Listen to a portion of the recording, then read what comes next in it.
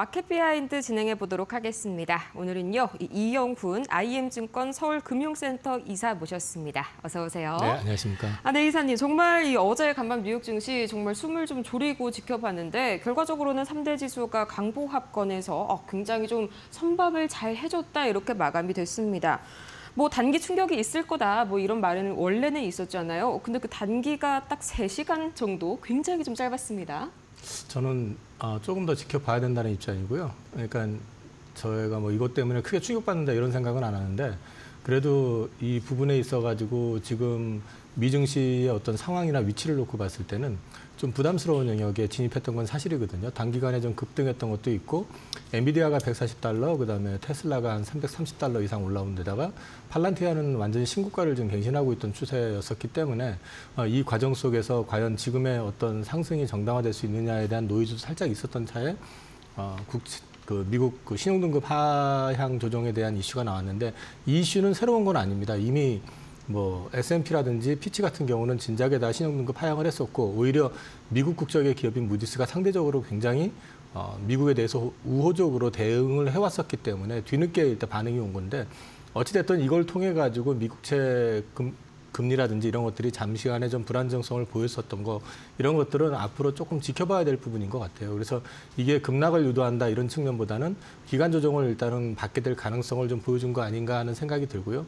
개인적으로는 미국 그 증시 상황 자체도 단기적으로 보면 상승 폭이라든지 어떤 이런 부분들이 그리 편안한 구간은 아니었었기 때문에 기간 조정은 조금 필요하지 않을까 싶습니다.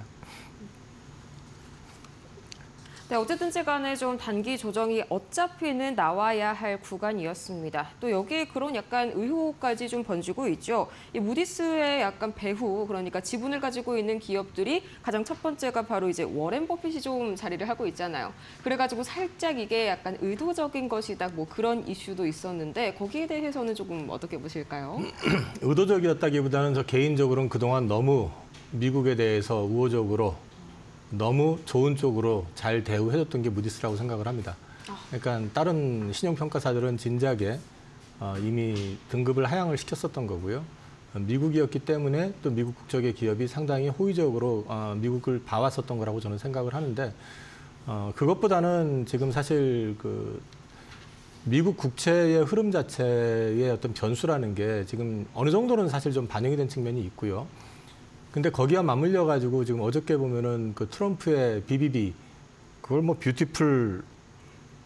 뷰티풀 빌이라고 하는 그거에 이제 그 안 자체가 하원 소위 통과가 돼 가지고 하원 전체에 이제 상정이 되는 것 같은데 그 이제 감세안 관련해 가지고 역시 마찬가지로 이건 또 다른 국채 발행 그 재정 적자를 또 일으킬 가능성에 대한 이야기들이 나오고 있는 데다가 최근에 이제 관세가 90일 유예가 됐잖아요.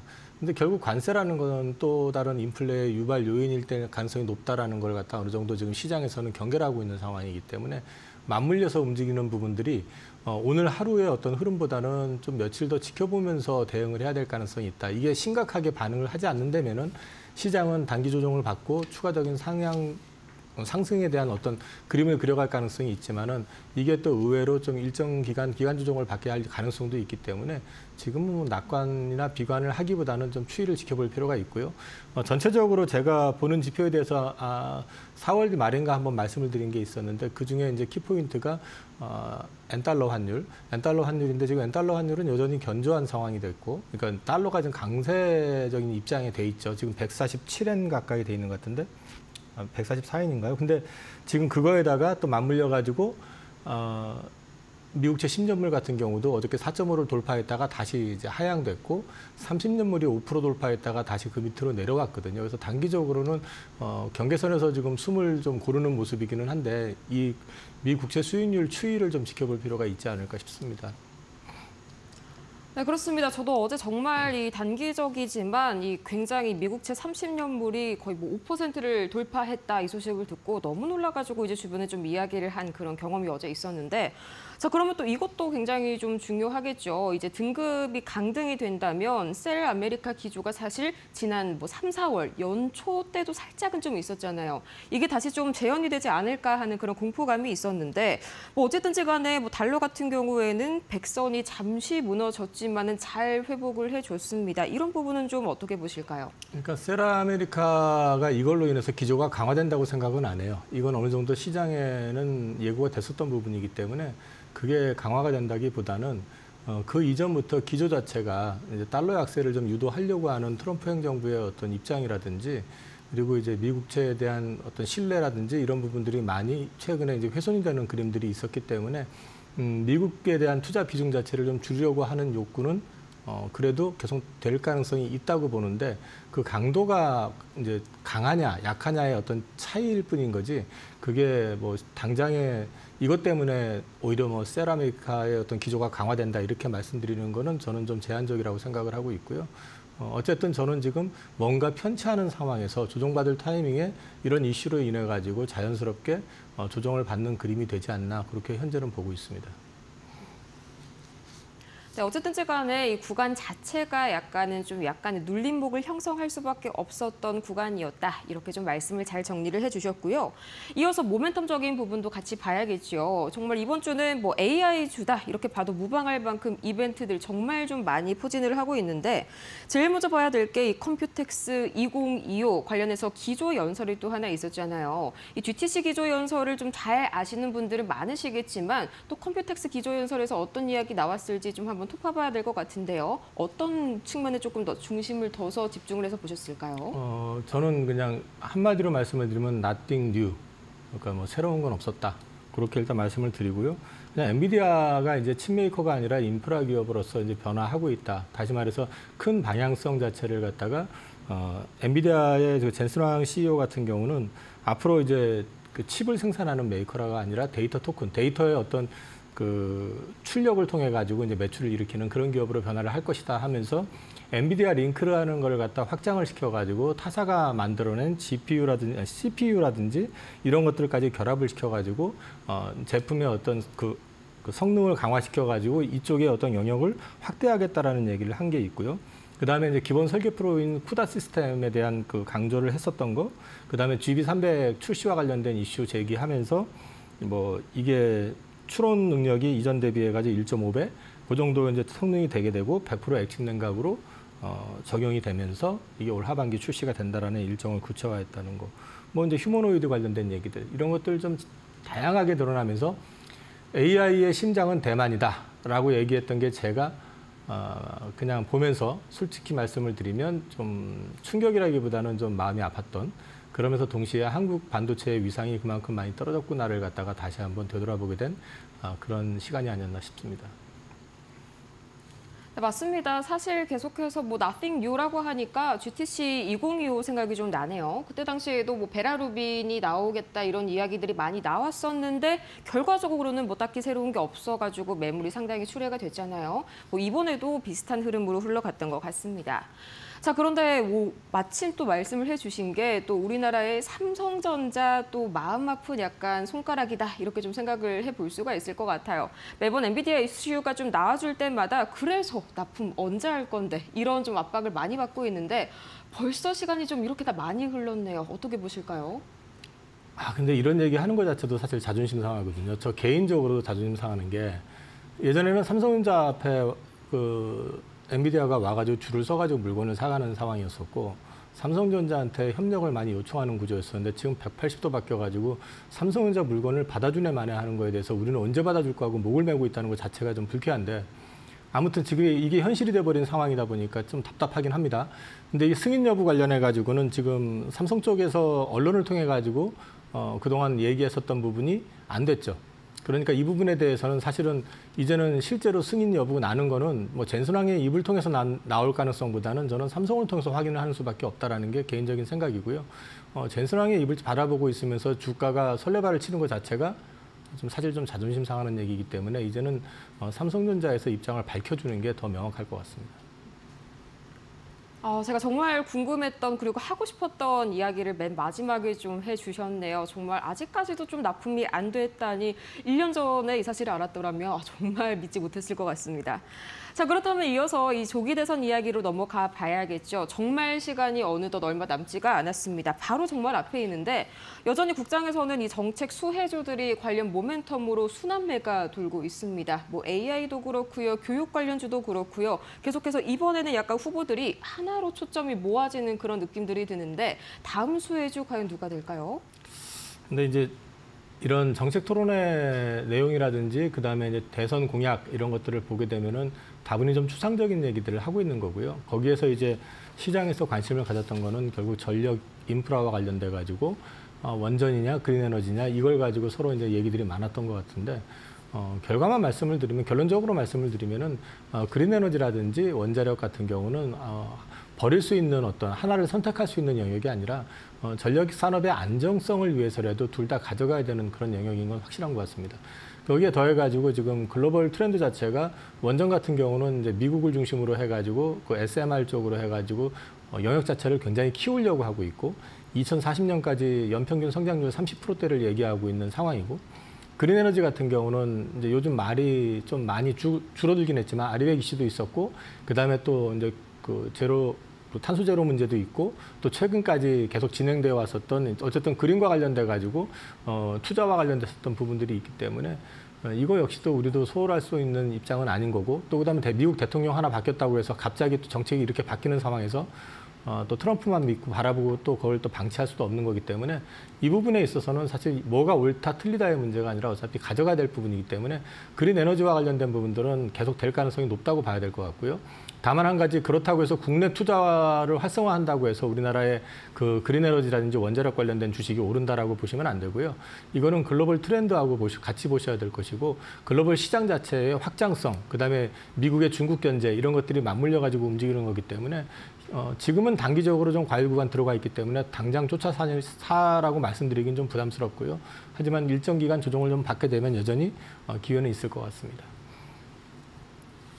네, 그중에서도 좀 제일 궁금한 게 저는 태양광주가 좀 궁금하더라고요. 이게 트럼프 대통령이 딱 당선이 됐을 때만 해도 태양광주는 뭐 이제 운명이 다 했다. 이런 이야기들이 많이 나왔는데 또 최근 흐름을 보자면 본인이 이제 선거 유세를 할 때 그렇게 비난을 했던 거에 비해서는 그렇게 막 세게 타격을 하지는 않는 그런 분위기네요. 태양광하고 풍력하고 비교를 하면 트럼프 대통령이 개인적으로 극단적으로 싫어하는 거는 풍력입니다. 풍력 관련해 가지고 뭐 별소리를 다 했었습니다. 그 발전기 돌아가는 소리에 뭐 새가 죽는다는 소리도 있고 별소리를 다 했었지만 어쨌든 풍력에 대해서는 여러 가지 노이즈가 있었고 과거 뭐 자기 경험도 있었던 것 같은데 태양광과 관련해 가지고는 사실은 선거 중반 이후에 말을 좀 바꿨습니다. 그러니까 태양광의 이제 필요성 같은 것들도 얘기를 했었고요. 태양광 같은 경우는 좀 훌륭한 비즈니스다라는 얘기도 했었습니다. 그리고 더해가지고 어차피 그린에너지 쪽으로 해서 풍력과 태양광을 가져가는데 둘 중에 하나를 선택을 해야 되는 문제는 아니지만 트럼프 입장에서는 둘 다 버리기에는 부담을 여전히 느낄 수밖에 없는 상황이었었고 상대적으로 태양광이 설치를 하는 시기라든지 기간이라든지 어떤 이런 측면에서 비용적인 측면에서도 그렇고 공기를 좀 단축할 수 있는 부분이 있기 때문에 태양광에 대해서는 상대적으로 우호적인 측면이 있고요. 여기에 더해가지고 이쪽 시장 역시도 대부분이 중국산이 장악을 하고 있는 시장이기 때문에 미국 입장에서도 중국을 견제를 하고 중국의 어떤 태양광의 그 글로벌 확장을 막기 위해서라도 미국 자체적인 산업을 키워야 된다는 측면에서 봤을 때도 태양광에 대해서는 관심을 계속 갖게 될 가능성이 높다라고 저는 보고 있습니다. 그래서 태양광 관련된 부분들은 최근에 주가가 굉장히 좋았는데 그거는 뭐 차트를 보시면 아시겠지만은 상당히 오랜 기간들을 동안을 바닥에서 꼼짝을 안 하고 움직이질 않고 있다가 지금 갑자기 태양광과 관련돼 가지고 중국의 이제 대한 관세 문제, 동남아 쪽으로 이제 우회하는 것까지 다 차단하는 이런 이슈들이 나오면서부터 부각을 받기 시작한 거기 때문에 이거는 단기적으로 또 오버슈팅한 감은 분명히 있습니다. 근데 이것이 이것으로 끝이 난다기보다는 조금 더 진행이 될 가능성은 저는 충분하다고 보고 있기 때문에 기간 조정을 받고 나신 뒤에는 여전히 관심을 가져보셔도 괜찮을 것 같습니다. 좀 기간 조정을 가지고 나서는 좀 괜찮을 것 같다. 좀 명쾌하게 이야기를 많이 해주셨네요. 자, 그러면 이어서 이 정책 관련주들 비단 뭐 에너지만 있는 게 아니죠. AI도 있겠고요. 뭐 로봇도 있겠고, 이어서 뭐 조선, 건설 이렇게 있겠는데, 특히나 저는 좀 궁금한 게 이제 로봇 같은 경우에는 저희가 일군이라고 하기에는 조금 아쉬운 측면이 있잖아요. 대신에 조선은 좀 우리가 뭐 상당히 우리를 대체할 수 있을 만한 국가가 없지 않을까 싶은데, 이런 것들 관련해서의 움직임은 어떻게 봐주실까요? 말씀하신 것처럼 로봇 산업, 특히 휴머노이드 쪽 관련해가지고는 우리는 선진국이 아니라 후진국입니다. 실제로 보면은 중국하고 일본의 수준에 한참 못 미치는 상황이고요. 일반 로봇 산업 쪽에서도 협동 로봇이라든지 산업용 로봇 같은 경우도 일본하고 중국에 여전히 완전히 뒤져 있는 상황이거든요. 그러니까 후발주자라고 보셔야 되고, 언론에서 자꾸 이제 휴머노이드 얘기를 하고 너도 나도 또 재벌 대기업에서 또 휴머노이드 사업 진출 얘기를 하니까 이게 마치 당장에 될 것처럼 기대들을 하는데, 사실상 우리나라 국내 업체 가운데서 휴머노이드와 관련해가지고 제대로 된 것을 보여준 사례가 아직은 없습니다. 비슷한 모습을 보여줬던 건 레인보우 로보틱스라고 해서 삼성이 출자한 회사에서 어느 정도 휴머노이드와 관련된 부분들을 보여준 것 외에는 실제적으로 없기 때문에 아직은 기대감에 대한 부분이 더 크다라고 보시면 될 것 같고요. 이 산업의 성장성은 분명한데 그 성장을 우리가 같이 공유를 하기 위해서는 앞으로 우리 기업들이 더 많은 투자와 언론 플레이보다는 더 많은 투자가 진행이 돼야 될 거라고 저는 보고 있습니다. 그나마 기대할 수 있는 거는 우리나라의 현대차 그룹이 지금 미국에 출자해 놓은 보스턴 다이나믹스라고 하는 회사 자체는 그래도 견뎌볼 수 있을 만한 휴머노이드 로봇 회사다라는 측면에서는 우리나라도 그나마 좀 자존심을 좀 세울 수 있는 부분이 있는 것 같고요.